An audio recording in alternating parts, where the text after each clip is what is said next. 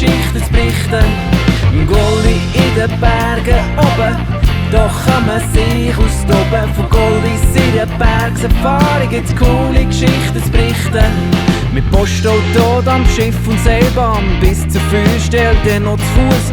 Füür ist gefährlich, meint der Papi, doch sein Bart ist schon voll Ruhes. Im Goldi in den Bergen oben, doch kann man sich ustoben. Von Goldi, sire, Bärg-Safari gibt's coole Geschichten zu berichten.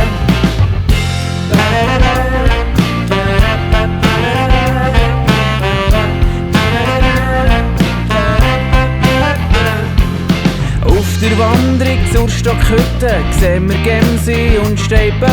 Achtung, nichts nach, sagt der Götti, wo ihn von hinten das Geissli stüpft. Im Goldi in den Bergen oben, doch kann man sich austoben. Von Goldi, sire, Bärg-Safari gibt's coole Geschichten zu berichten.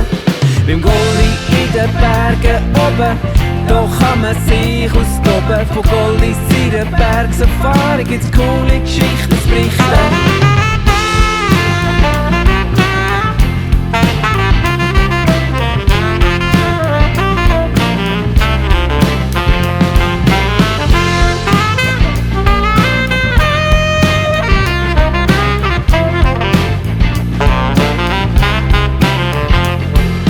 Seelisbärger Seeli baden, das ist wie im Paradies. Passet bitte auf, ruft's Mami, wir schöpfen es rein, nein, das ist fies. Beim Goldi in den Bergen oben, doch kann man sich austoben. Von Goldi, sire, Bärg-Safari gibt's coole Geschichten zu berichten.